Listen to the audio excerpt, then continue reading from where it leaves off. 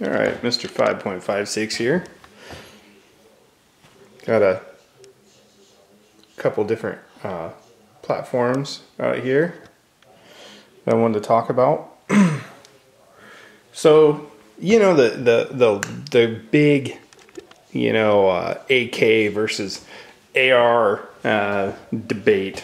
It's not really what this is about. This is just my personal take on these two weapon systems that I own.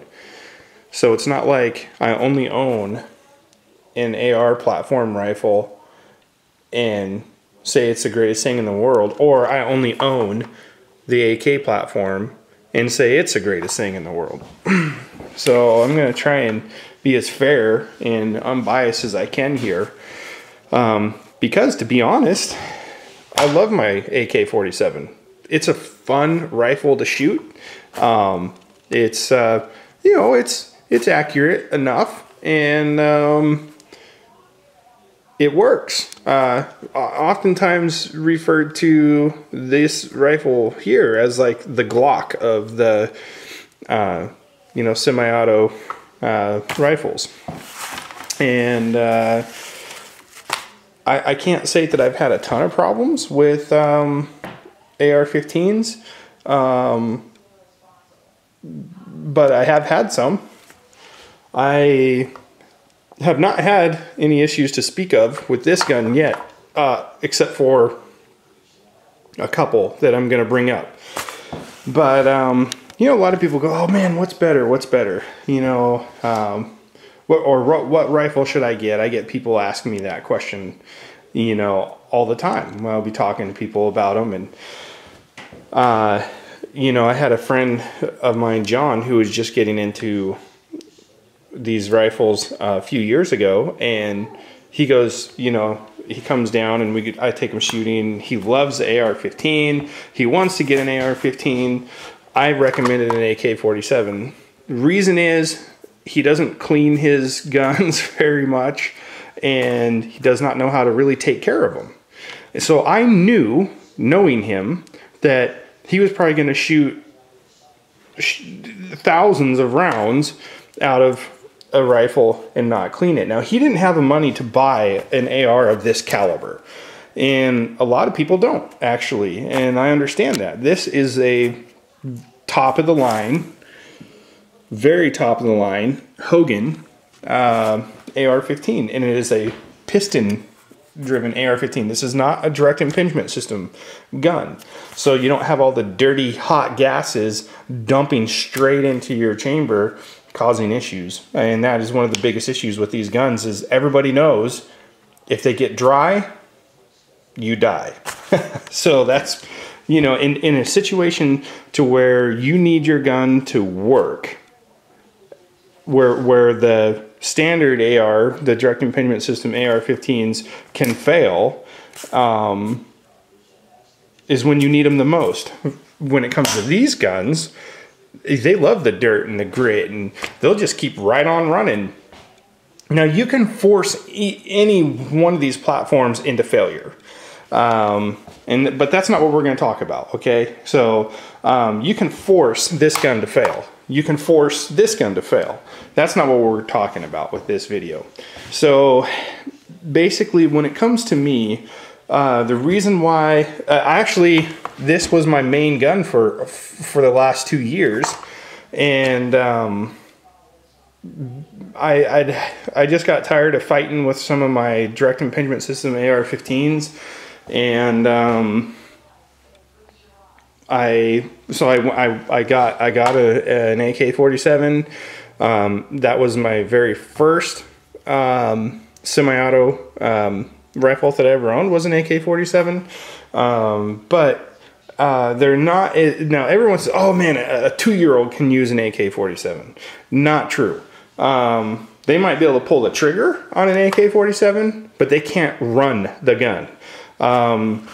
There's one of our videos that we just did not too long ago was one of Sam shooting this, and he's 12, and he's a pretty good sized 12-year-old. He's been shooting for a while, and this gun, he's got a it manhandles him. You know, it kicks him around, and it takes him a little bit to get back on target, versus this gun will not. You get on target. Once you're on target, you're throwing lead down range, and it's not an issue.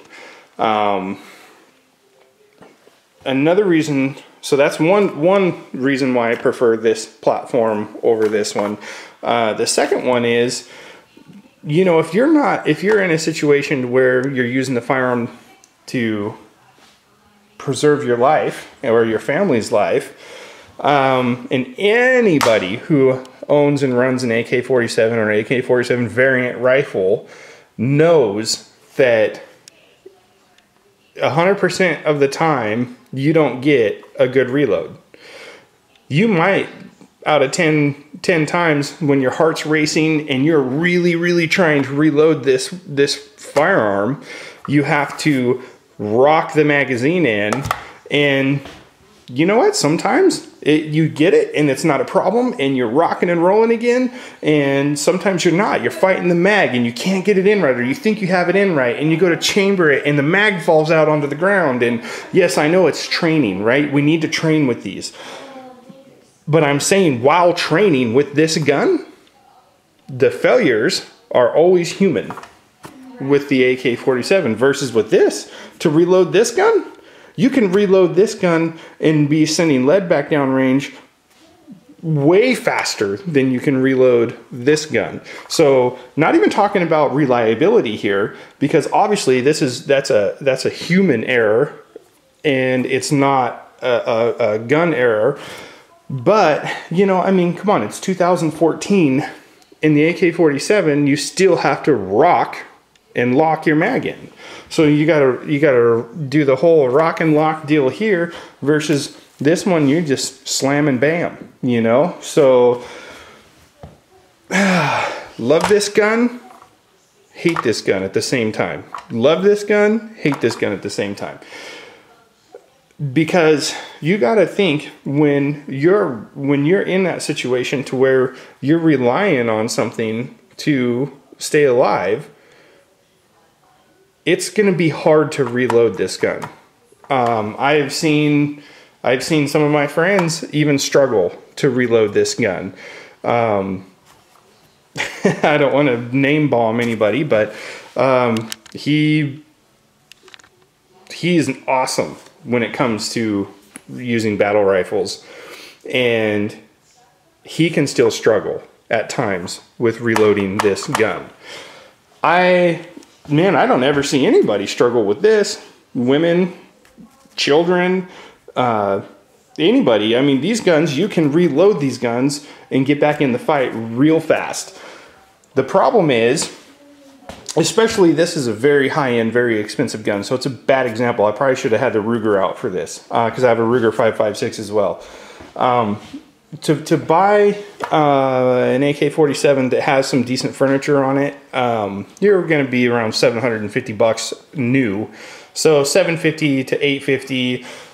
To get my Ruger 5.56, which is a two-stage piston-driven AR15, was, you know, $900. It was just under $1,000. So for a little bit more money than an AK-47, you can get a piston-driven AR-15. That would be my recommendation all day long, and especially with the newer ammo that you can run with the light armor piercing 62 grain bullets.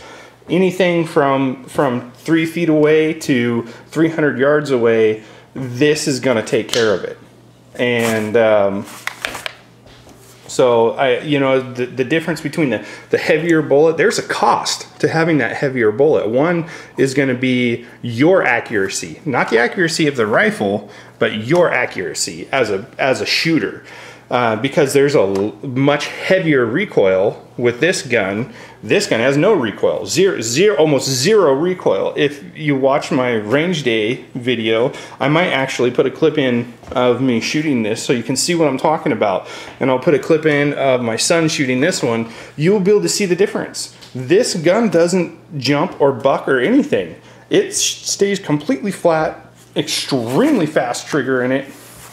And this also has a Tapco trigger in it, so it has a really nice trigger in it as far as AK-47s go. So that's just kind of my 2 cents on these two rifles. The Hogan, I'll talk about this a little bit. It's got a heavy barrel that's fluted, and it's got an awesome brake on it, which obviously that contributes to the low recoil. Let me get out of the light a little bit. It's still a little bit dirty from shooting it. But that skeletonized foregrip on it.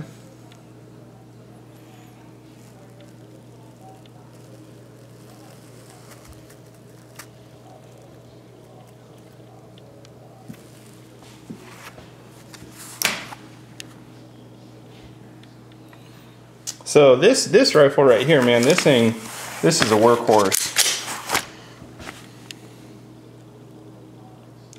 And it's a beautiful, beautiful work of art too, as far as these guns are concerned. And yeah, the AK, man, it's not too bad itself. I did the UTG on here. This is, check it out, made in the US of A.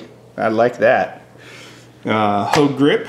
So I did upgrade. This has a Tapco trigger, Hogue grip, UTG 6-position, mil spec, collapsible stock on it. Was not hard to put this on, by the way. I probably should have done a video. And then this rail system, because I am going to do an AFG on this gun. Not sure if I'm going to do any sights on it yet or not. And it has a slant muzzle brake. So there they are, and that's just my thoughts and on these guns, between my experience of owning them both and shooting them both. This gun, I believe, if you can do a Piston AR system, I would take this 10 times to this gun right here. This gun is very user friendly. It's there's safeties right here. You can just flick it up and down with your thumb. It's very easy, very comfortable to use. Very, very low recoil, extremely dependable, extremely reliable. You can run these guns dirty, dry, and they still function just like the AK-47. So I think where these guns have evolved to adopt features that the AK-47, that made the AK-47 so great and reliable, I think that the AK could adopt some features from the AR platform, and that would make this gun much, much, much better. I mean, it's 2014. Why can't you just have the slam and bam style mags, where they're very, very easy to just reload this gun? And this gun's biggest hiccup is being able to reload it and get back in the fight. If you can't get back in the fight, if you're fumbling around with your magazine trying to get your rifle reloaded, that's not good. That's bad. No matter how good of a shot you are, if you're sitting there fumbling and struggling to reload your weapon, that's just bad, no matter how you look at it. So, and then there's my bayonet. I do have the bayonet with it. I think I'm gonna black it out so it matches the rifle. And then I have my Cold Steel GI Tonto. What a bitchin' knife this is for 30 bucks. Got this for 30 bucks, brand new. And this knife is awesome. I am a Cold Steel fan, I think their product is great for what you pay for. And anyways, blah, blah, blah, whatever. So anyways, let me know what you guys think. And I'll go ahead and get this up. And you guys let me know how you feel about my feelings. Share your feelings too about this very dependable rifle. Sucky to reload. These suck to reload. They suck. They suck to reload. And that is, if you can't reload it and you can't get back in the fight, you're done. I feel that these guns, the piston-driven AR-15s, have addressed any issues or fears that anyone may or might not have when it comes to the AR-15 style rifle. And so in my book, this is a superior weapon in that it's much easier to use, it's much more accurate, and it's every bit as reliable as this is. So without getting into the calibers and going back and forth on that, this caliber is proven to be very effective, extremely effective. This is a much heavier bullet. It can travel through maybe some walls or things like that better. But again, if you can't get your weapon reloaded, it doesn't matter what's in here if you can't get it out there. So I can reload this really, really good. I still struggle from time to time. So, you know, I've never had a problem reloading one of these. Never. I've never had an issue when it comes to that. So anyways, just my thoughts there, guys. Hope you're having a great weekend. It's a Friday, so Friday evening. We spent some time out at the range today, and oh, Saturday, that's right, my bad. It's my wife's Friday. So she's a nurse, and she sometimes has to work the weekend or whatever. So yeah, it is Saturday, and that's just my thoughts on these bad boys right here. All right, Mr. 5.56, and I'm gonna be done with this video. So guys, remember to be kind and be respectful, courteous, and let's do our best to help make someone smile each and every day, because we only have so many of them here. All right, guys.